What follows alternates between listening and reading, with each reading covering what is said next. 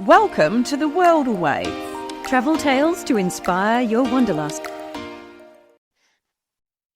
Welcome back to the World Awaits. How are you all? Hope you had a good week. How's your week been, Belle? It has been a busy one. I'm just back from a weekend in the Yarra Valley. For a good weekend, it's just the most beautiful place this time. You know, it's waking up from winter. It's gorgeously green because it's been bucketing down here in Melbourne. Golden wattles everywhere. Kirsty, look, can I share a couple of things that you must do while you're there? Friday nights, you have to go meet the winemaker in the coolest wine bar in town, which is Barrique in Healesville, which is where I stay. Fabulous food from the resident food truck, like this incredible tuna sashimi. You would have loved it, Kirsty. And this, literally, this is where all of the valley's winemakers like to wind down. It was like a who's who of wine in there. Also Zoncello, which is on the old Innocent Bystander site. Magnificent pizza, and I don't normally rave about pizza. And Tarawara Museum of Art, you absolutely have to do the art storage tour in the Eva and Mark Benson Centre, which is that new component to the art gallery, which opened in March of last year. It is brilliant. One more thing I'm going to say: have you been out to Tarawara at all, like the estate and the art gallery, Kirsty? I haven't been to Healesville for years. I need to get back up there. I love it. Absolutely love it. Yeah.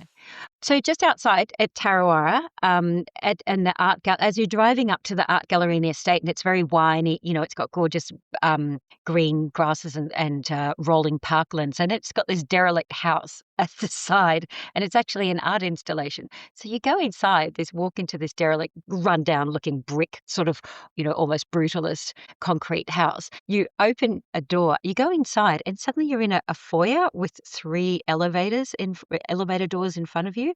And so you just press the button to open the door. So this soundscape starts, and it is of creaking and groaning, and then screams start, and the sounds of bandsaws. And I'm standing there on my own going, oh my gosh. I showed it to my 15-year-old who said, I can't believe that you don't watch horror movies and yet you are willing to go into this. And I'm like, but it's art, darling. It's art. So absolutely must do that. So that has been my weekend. And also I'm on a countdown for Sri Lanka because I am heading over there, leaving in a couple of days' time. And I'm going to be using Sally's packing hacks. That's Sally McKinnon, who was on the podcast last week. She had some packing hacks that she promises are going to transform my life. Yes, and I think I need those more than you do because you're actually a good packer. You're actually a light packer, and I'm a massive overpacker. Terrible overpacker. Because I just feel like you get there and you just never know. You know, you kind of need to know the vibe. You sort of get a sense when you get there of what's going to work, what's not. Shoes are a big thing for me. I like to take multiple pairs of shoes. So I find that really challenging to pack light when you've got to take at least 3 or 4 pairs of shoes. Anyway, yeah, I'm terrible. But anyway, that is true.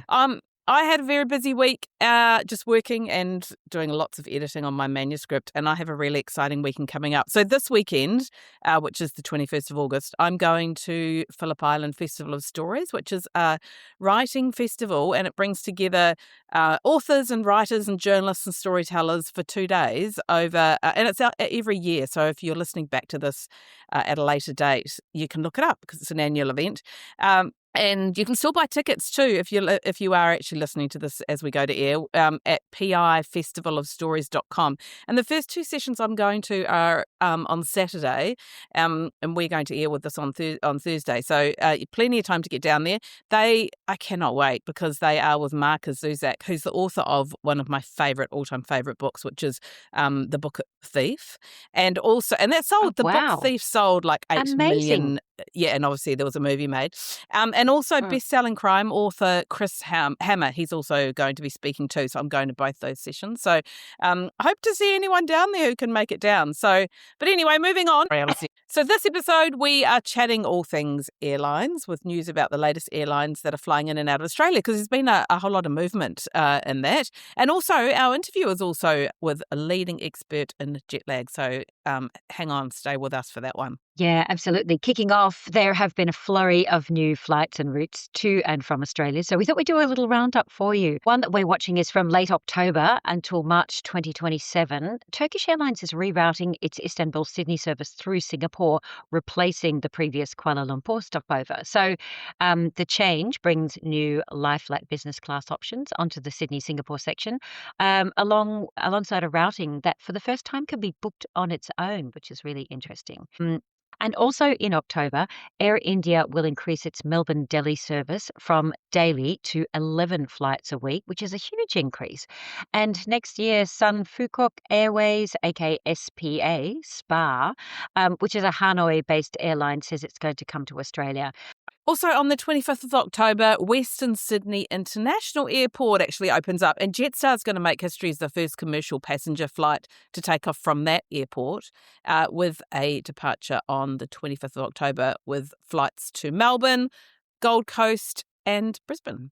And Qantas also begins flying from there on the next year, on the 28th of March, with 4 flights per week to Melbourne and Brisbane. Well, I guess they're cashing in on one of the world's busiest routes, isn't it? I mean, the Sydney-Melbourne route has constantly been in the top 5 busiest routes in the world, which is kind of crazy, isn't it? But let's not get a train. Anyway, Vietjet is the latest airline to announce flights from the Western Sydney airport, confirming a new Vietnam service from January 2027. Look, I've flown Vietjet a few times, and the trick is get on their mailing list for their sale fares, because the sale fares are insane, and its business class is an absolute bargain, especially if you're one of those people that needs extra leg room. The food in economy, food in business is actually quite good. They're not a particularly new fleet, but the low-cost carrier will launch twice weekly flights between Western Sydney and Ho Chi Minh City, increasing to 3 services a week from March. Also, Fiji Airways has tentatively added a Western Sydney to Nadi route from its schedule from June next year. And that's going to be a great one, isn't it? More connectivity to Fiji. Yeah, absolutely. And Air New Zealand will fly the first international service from that new airport in October as well. And Singapore Airlines is going to follow shortly after that, and they're going to have direct flights to Singapore from November. In December, Qatar's going to return to Canberra with daily flights. I have to say, I always have a great experience on Air New Zealand. Qatar economy, I actually had unfortunately not a great experience. I mean, look, I know the Q suites are incredible, but my economy experience on there wasn't fantastic. What airline are you flying to Sri Lanka, Belle? Well, I am on the first Jetstar flight to Sri Lanka, but at this point, it is economy both ways on the nearly 10-hour flight. But look, it's a rival to Sri Lankan Airways, which I flew to Colombo on the way to the Maldives last year. So it's going to be interesting to put the two up against each other. And what about you, Kirsty? What plane are you jumping on next? I am flying Singapore, and we are flying Italian Airways Rome to Puglia, which interestingly yesterday I got an email saying our flight from Puglia back to Rome on ITA had been cancelled. They haven't put us on another flight. So I tried to call them over the weekend, but there's a whole lot of issues over there at the moment with the volcanic activity. So they're obviously flat out trying to sort out that. So I'll just have to keep trying to find out what's going on there, because it's so bizarre. They didn't rebook us. They just sent us an email saying it was cancelled. But anyway, we'll both be back and able to report on our experiences in about 4 weeks. And if anyone from Singapore Airlines is listening, then yeah, just, flick me an upgrade. If you'd like to help support our production costs, you can buy us a coffee at coffee.com/theworldawaits. That's ko-fi.com/theworldawaits, so we can continue to bring you inspirational travel interviews with the world's best. This week, I'm chatting to Stephen Jasper, a former pharmacist who's a recognised expert in the field of jet lag and executive performance, and he's passionate about transforming the conversation around jet lag. We talk about what jet lag is, how it affects us all differently, and how to avoid it. Welcome to the show, Steve. Thank you very much, Kirsty. Thank you for having me. It's so nice to have you on The World Awaits, and I cannot wait to hear all about how to manage jet lag, because I'm a terrible sufferer of jet lag. So tell us first of all a bit about how did you come to be interested in it, and a little bit about your background, because you have a really fascinating background as a pharmacist, I believe. Yes, I trained as a pharmacist and I worked in the hospital system for about 10 years. And look, that was wonderful, but hospitals can be a bit stressful as an environment. And so I moved into the pharmaceutical industry, and I was working in global clinical research. I worked on the Viagra clinical trials. That's a whole nother story. And I ended up in a role in a global HIV/AIDS clinical trial. And they expected me to travel. That changed halfway, like early in the job. There was no expectation of travel. And so I'd fly to America for a week. So 2 days on the West Coast, 2 days on the East Coast, a day in the middle flying across. And the craziest trip that I did was to fly to Buenos Aires for 3 days. And from Melbourne to Buenos Aires, it's 4 flights, it's 24 hours of solid traveling, it's 11 time zones, it's a lot. And to go there for 3 days and then turn around and do it all in reverse. So that was my interest. I was very much a business traveler. And I went and did an MBA because I wanted to do project management because I'd been doing it unofficially. And then nothing came up. So I thought, oh, well, I'll do a PhD. And that was the subject that really emerged, was jet lag and executive performance. So I did my PhD in international management in jet lag and executive performance. And it's so interesting because it's one thing to be jet lagged when you're arriving on a holiday, and it's another thing entirely when you have to jump straight into work. And as a travel journalist, in my role, a lot of the time we're also the same thing. You arrive and then you're automatically sort of on. So you need to be thinking about the story and the destination, and from the minute you land. And for people who are going into conferences or events, that must be particularly challenging. So what were your personal experiences with jet lag? My personal experiences, I got lucky with my Buenos Aires trip because I didn't know it at the time. Well, the first day we were going to lunch at a restaurant. They said, well, we can drive you there or we can walk there, and it's a nice walk. I thought, oh, yes, I'll see the streets of, Buenos Aires. And it was sunny, and that sunlight was the best thing for me in terms of jet lag. But I found myself, when I landed in Buenos Aires, I woke up, I crashed. I absolutely crashed. As you might imagine, I got to my hotel about 5 p.m. local time, which would have been something like, 4 o'clock in the morning our time. Absolutely crashed. And then I woke up at 2 in the morning and thought, I'll go for a walk. Because that's a really good idea at 2 o'clock in the morning in a strange city where you don't speak the language. Did see some protesters outside the parliament, and I was offered the services of a woman with a moustache. And I couldn't understand exactly what I was being offered. So, so that was possibly one of my scariest jet lag experiences, but one of my most interesting. So this whole thought of jet lag from personal perspective, has that played a part in your shift? And how did you make that evolution then to doing what you're doing now? It was really the research, because in terms of the scientific basis, we know what causes jet lag. We know how to treat it. We know there are simple, cheap, drug-free treatments for jet lag, and the business community has not picked it up yet. What my experience and many others was, here's your ticket, off you go, best of luck. And the number of people, when I was doing my research, I interviewed quite a few people, and the number who would land at Heathrow in London at 6:30 in the morning, and they'd have to be in the office at 8:30. So they have time to get to the hotel, shower, dress, and go straight to the office and be indoors working after having gotten straight off a plane. So I could see a real need there. So let's get into the nitty-gritty of it. What actually is jet lag? So we all have a body clock. That's called our circadian rhythm. And this is, how it runs. This is why you don't eat at 3 o'clock in the morning usually. It's not a great idea to do that.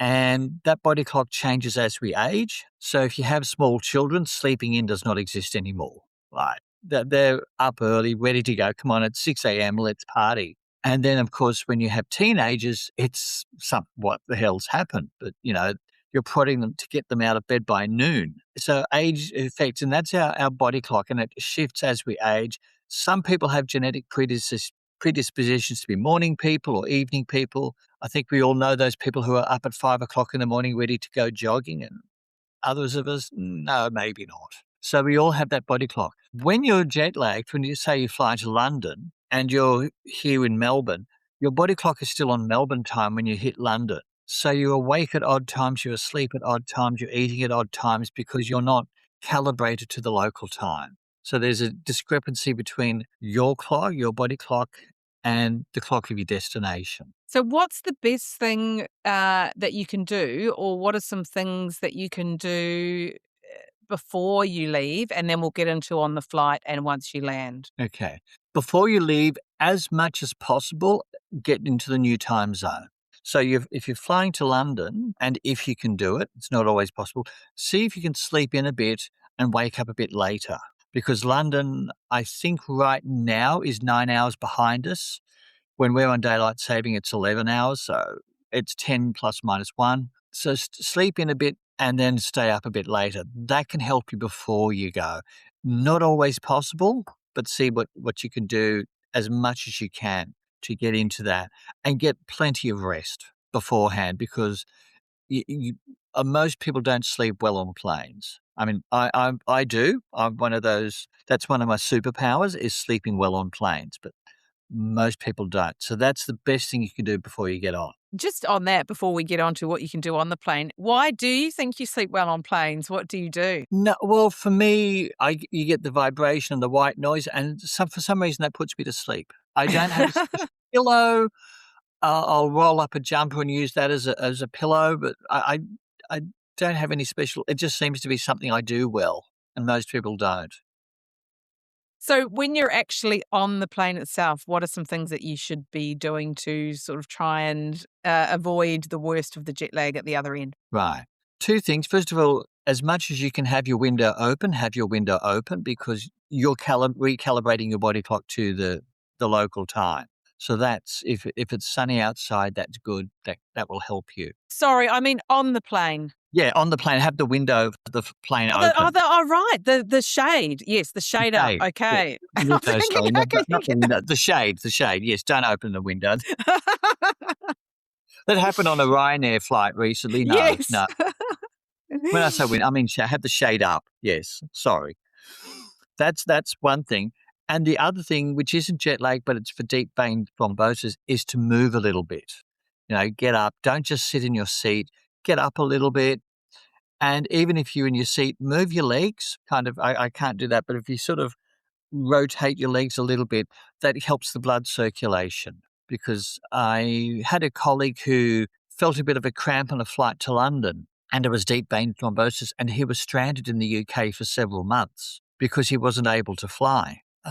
Luckily, he was from there. His mother was there, so he stayed with her, but he couldn't get on a plane for several months because of the risk of deep vein thrombosis. So that's a simple thing you can do to sort of keep your legs moving, especially. Yes. And besides like keeping that shade up, if it's dark, I mean, what are some other things that you do on the actual plane to try and avoid this jet lag at the other end? At the other end, the biggest thing you can do is to get some sunlight on your eyes. That's a simple, cheap, effective thing.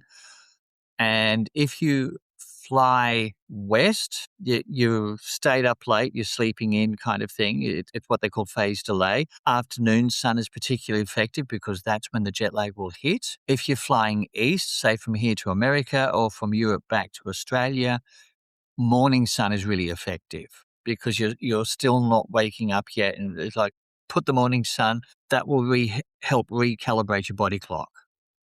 What did the research find about people most affected by jet lag? Well, it really depends on the direction of the flight. For most people, east is a beast and west is best. For most people. And there are actually two different types of jet lag. There are actually two different types of biological mechanisms for that. They found it. I'll give you an example. This was done in animal research, so I am absolutely not recommending this. But researchers injected hamsters with the active ingredient of Viagra for jet lag. And it worked. That they didn't actually put the hamsters on a plane. They just had the cages and they switched the lights on and off at different times. And Viagra worked, but only for eastbound jet lag, not for the westbound, which is what they'd expected. So now that is not a recommendation to take Viagra for jet. Not approved, no human data, not an approved use, but I'm just saying that there are different mechanisms. And if you're a morning person, you might find flying east is actually easier than flying west, because when you fly east, the day seems to shrink. So you're going to bed early when you're not tired and you're waking up early when you still are tired. But for a morning person, that's actually relatively easy compared to a night owl like me. Whereas flying west, the day seems to stretch out. So basically, you stay up late and you sleep in. Most of us can do that. And I know if I fly to Europe, I can get off the plane and I'm good to go. But flying back from Europe, I have to throw everything at it to manage my jet. It's interesting because I'm the opposite and I am a morning person. And yes, last time I came back from Europe, I was fine when I got home. But actually getting into Europe, I find that I do find that Yeah. very challenging. Um, Yes. Noon so sun. what are 3 tips for people traveling long haul? 3 tips. First of all, know your chronotype or whether you're a morning person or an evening person. There are quizzes you can do. I've got one on my website. It's a morning, this evening, this questionnaire. And you generally know whether you're a morning person or an evening person or something in between. And if you don't, ask your loved ones. They will tell you. They will tell you, say, oh, yes, you're annoying. You get up early. Or yes, you're annoying. We have to wake you up or whatever. That's the first thing. The second thing is factor in the direction of the flight. So I know I'm a night owl. I can fly west and I'm fine. I know that when I fly east, I have to throw everything at it. And I can manage, but I've really got to get the sunlight in and really work to manage my jet lag. And the last thing is use sunlight. And if you don't have sun, I've actually got some jet lag goggles. Can I go get them? Yes. So these are jet lag goggles. And I haven't got them charged up. They shine bluish green light into your eye. It looks like you're at a rave, but they worked out the different wavelengths of light that really affect the circadian rhythm, and light in that blue-green area is the most effective. And when you think about it, you know how most computers or cell phones have a night mode and it's reddish? That's to cut out the blues and the greens, which wake you up. And you might read about blue light waking people up. That's what it wakes you up. So that's when do you wear those? You wear those on the plane? when you want to be awake. So if you're, say, getting used to a time zone that's different to yours, and it's night here, you can use that to wake you up. Or if you're indoors and you can't get outside, you can use that. Or if you do what I did and went off to Denmark in the middle of winter, and there's just not much sun to be had, you can use that as well. So where do you get those sort of goggle glasses? I've got them on my website. So we will put a link in the show notes so everyone can have a look. They're an Australian invention and they're made in Australia. They're made in Adelaide, which is where they were invented. Wow, okay. Well, I mean, this is interesting because I didn't realize that was something that would help jet lag. What are some other things that can help you with jet lag or that the researchers found? Other things, those are the main things that I would say. Timing your meals. There's a lot of discussion around meals, but I would say having light sort of protein and vegetable kind of meals and not go easy on the carbs. I have seen people who just do not eat on the plane and like, well, best of luck with that. But certainly if you're not hungry, don't eat. That would be my rule. And it's a good idea to have some trail mix. So when you are hungry, you've got something. It doesn't have to be a lot. So timing your meals. There's a lot of conversation around melatonin at the moment, and I'm a little reluctant to recommend it because, first of all, it's a drug and it does have side effects. They're not as bad side effects, but they are there. And also, the labeling doesn't necessarily match what's on the bottle for many cases. In the United States and Canada, you buy melatonin over the counter. And the manufacturing for those kind of products can be a bit slipshod. It's a bit rough and ready, so I wouldn't recommend melatonin necessarily. That's a conversation you should have with a doctor. The worst thing you can do is alcohol. The worst thing. Like people say, oh, I'll just have a few drinks and pass out. Like, no, that is the worst thing you can do. So that is one thing I recommend don't do. Scheduling to the new time zone before you fly, which we've discussed. If you can do that before you fly, that's a great thing. Not everyone has that luxury, but if you can, do. For some people, they believe it's a mindset. I don't, because I suffer terribly when I do fly long haul, as I've said, particularly west, because I'm a morning person. But for some people, like my co-host, she sort of does try and tell herself it's a mindset. Although that doesn't always seem to work, because I've spoken to her after long haul flights, and it's not necessarily always the case. But But yeah, what are your thoughts on that? No, it's biology. You know, if you are hungry, you wouldn't say that's a mindset. It's just hunger. And it's the same with jet lag. It's your circadian rhythm. And you're not bigger than your biology. It will win. You know, if your body is crashing out, you won't stay awake. That's just, you can help along with caffeine, with jet lag goggles, with light, what have you. But at some point, your body will go, no, absolutely not. So it's working with your body, knowing what it will do, and just being comfortable with that. So, you know what? I'm flying west. I know that the jet lag will be bad, but if I go out in the afternoon, get some sunlight just for a few minutes, that will help recalibrate my body clock. And you'll still go to bed a bit early, but that's okay. You'll recalibrate, and it's the speed of recalibration. What we're doing is bringing back that speeding up, changing your body clock. So there's nothing really to do with flying itself. Like, it's not anything to do with the, being in the plane, or it's all to do with our The cabin own. pressure, the humidity. I'll admit they don't help, because cabin pressure, you're not getting quite as much oxygen as you would, and the humidity dries you out, so you absolutely have to stay hydrated. And there are good reasons why the cabin pressure and humidity are low, and I'm not an engineer. But they are. But have yourself some, keep yourself hydrated, keep yourself moving on the plane. Yes, I mean, that certainly does help for me, and I agree.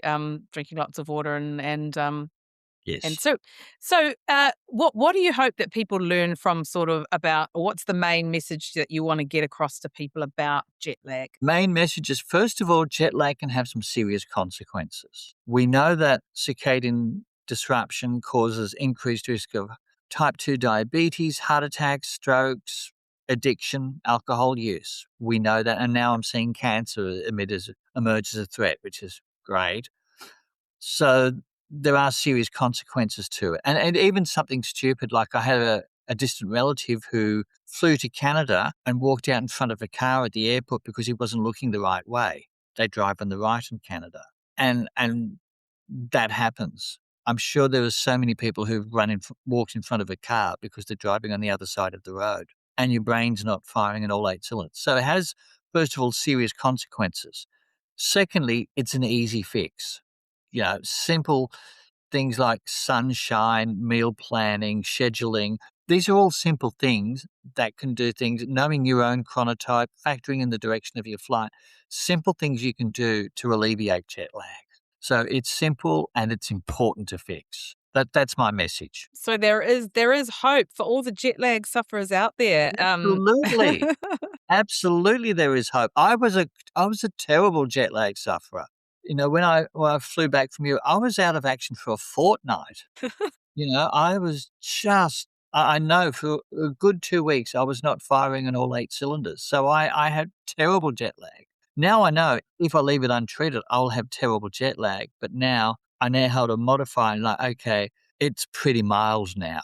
I go to bed early, day 2, day 3, I'm fine. It's so interesting, and we will certainly put all the links to your website so people can find those glasses and look for other solutions and read more about your journey, which I'm sure would be fascinating for most people. So thank you for that. I'm going to ask you the question that we ask all our guests, which is the last question in our interviews, which is, what's the most bizarre thing that's ever happened to you on your travels? Oh, I think being offered a transvestite in Buenos Aires is still the winner. I do think that's possibly, yes, at 2 a.m. local time. Yeah, I'm finding it hard to top that story. Just offered. I think that's what I was offered. I don't speak Spanish. So a kind no thank you, and you continued on your way. I just like, no. I couldn't even say no thank you because I can only say that in English. And so I didn't want to let them tweet that I did not speak Spanish. Fast exit.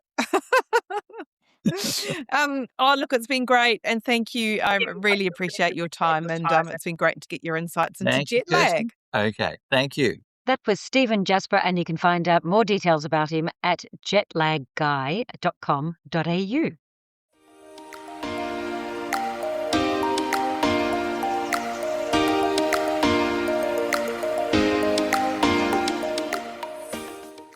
Our tip this week is new research about where you can capture the most unforgettable views of the stars. The study by Becker's Tech, which is a leading tech and camera retailer, has identified what it says are Australia's top stargazing camping spots, around $125 a night. So also they rate it on scoring on destinations on light pollution, cloud cover, and Milky Way visibility. Yeah, so New South Wales actually dominates the ranking. And first up is Oakey Farm in Pialamore outside of Tamworth, which takes up the top spot. Set in a quiet agricultural country, the research said that it had near perfect light and cloud. Wow.